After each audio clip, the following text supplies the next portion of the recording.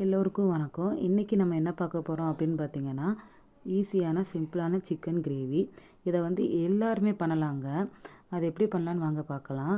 முதல்ல நம்ம சிக்கன் எடுத்துக்கணும். நல்லா மஞ்சள் பொடிலாம் போட்டு வாஷ் பண்ணி எடுத்துக்கணும். அதில் 2 ஸ்பூன் இஞ்சி பூண்டு பேஸ்ட். இது வீட்டிலே தயார் பண்ணதுங்க. கடையில் வாங்குகிற இஞ்சி பூண்டு பேஸ்ட்டு கிடையாது. அப்புறம் தேங்காய், மிளகு, சோம்பு, சீரகம் இதெல்லாம் போட்டு அரைச்ச பேஸ்ட்டு 2 ஸ்பூனு. அதுக்கப்புறம் தேவையான அளவு உப்பு ஆட் பண்ணிக்கணுங்க. உங்களுக்கு எவ்வளோ தேவையோ அந்தளவுக்கு ஆட் பண்ணிக்கோங்க. நான் 2 ஸ்பூன் ஆட் பண்ணிக்கிறேங்க. இந்த உப்பு எங்களுக்கு போதுமானது, அதனால் நான் அதை ஆட் பண்ணிக்கிறேன். அதுக்கப்புறம் கொஞ்சம் மசாலா, சிக்கன் மசாலா கொஞ்சம், அப்புறம் வீட்டில் அரைச்ச மசாலா 2 ஸ்பூன், இதோட கொத்தமல்லி, கருவேப்பிலை. இது ஃப்ளேவருக்காக போகிறேங்க. இதை கொஞ்சம் எல்லாம் போட்டு மிக்ஸ் பண்ணி கொஞ்சம் நேரம் வச்சு ஒரு 10 நிமிஷம் 5 நிமிஷம் நம்ம வச்சு ஊற வச்சு அதுக்கப்புறம் நம்ம பண்ணால் டேஸ்ட்டு கொஞ்சம் சூப்பராக இருக்குங்க. இந்த மாதிரி பண்ணுவீங்களான்னு எனக்கு தெரியலை, ஆனால் நான் இந்த மாதிரியும் பண்ணுவேங்க. அதுக்காக தான் நான் போடுறேன். கொஞ்சம் இது ஈஸியாக இருக்கும், டக்குன்னு முடிச்சிடலாம் அப்படின்றக்காக இந்த மாதிரி பண்ணதுங்க. ஏன்னா டைம் இல்லை, எல்லோரும் பசியோடு இருக்காங்க, வெளியே போயிட்டு வந்தோம், அதனால் சீக்கிரம் பண்ணணும் அப்படின்றக்காக இந்த மெத்தடில் பண்ணிட்டேன். சிக்கன் மிக்ஸ் பண்ணி வச்சு 5 மினிட்ஸ் ஆயிடுச்சுங்க. இப்போ நம்ம ஸ்டவ்வை ஆன் பண்ணி அதில் சட்டியை காய வைக்கிறோம். அந்த சட்டி காஞ்சதுக்கப்புறம் எண்ணெய் ஆட் பண்ணிக்கிறோம். நான் இன்றைக்கி நல்லெண்ணெய் ஆட் பண்ணுறேங்க.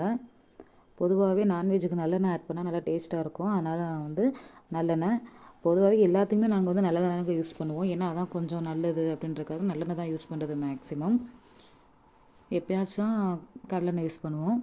அப்புறம் அதில் சோம்பு, பட்டை, கிராம்பு, பிரிஞ்சி இலை எல்லாத்தையும் போட்டு நல்லா வதக்கிக்கோங்க.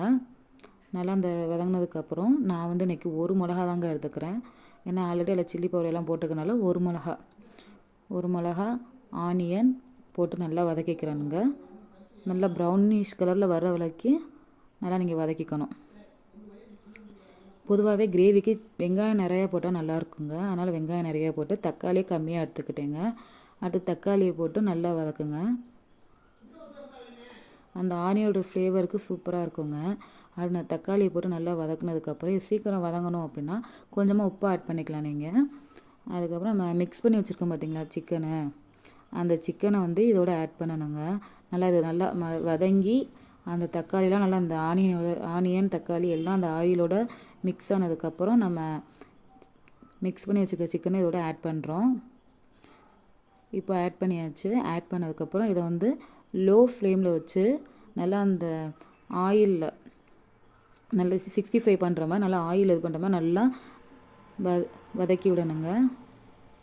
நல்லா வதக்கி கொஞ்சம் நேரம் அந்த ஃப்ளேம்லேயே வச்சுருங்க. அப்போ தான் டேஸ்ட் நல்லாயிருக்கும். கொஞ்சம் அந்த ஃப்ளேம்லேயே வச்சுட்டு ஒரு 1 or 2 மினிட்ஸ் அந்த நல்லா அந்த ஆயிலில் மிக்ஸ் ஆகட்டும், அது வரைக்கும் நல்லா வச்சுருங்க. அதுக்கப்புறம் போதுமான அளவுக்கு தண்ணி, நான் 1 கப் தண்ணி எடுத்துருக்கேன். நல்லா அந்த தண்ணியை ஊற்றி நல்லா மிக்ஸ் பண்ணி விட்டுக்கோங்க. உப்பு நான் முன்னாடி நிறைய சேர்த்ததுனால இப்போ கொஞ்சம் ஆட் பண்ணலை. அதுக்கப்புறம் கொஞ்சமாக கரம் மசாலா, எப்போவுமே நான் கரம் மசாலா லைட்டாக கொஞ்சம் ஆட் பண்ணுவேங்க. அதனால் கொஞ்சமாக கரம் மசாலா ஆட் பண்ணி நல்லா மிக்ஸ் பண்ணி விட்டுக்கோங்க. மிக்ஸ் பண்ணி விட்டுட்டு கொஞ்சம் மூடி வச்சுருங்க அடுப்புலையே. அதுக்கப்புறம் ஃபைனல் வியூ எப்படி இருக்குன்னு பார்க்கலாம். இதாங்க ஃபைனல் வியூ. இந்த வீடியோ உங்களுக்கு பிடிச்சிருந்தா லைக் பண்ணுங்கள், ஷேர் பண்ணுங்கள், சப்ஸ்கிரைப் பண்ணுங்கள், மறக்காமல் பெல் பட்டனை கிளிக் பண்ணுங்கள்.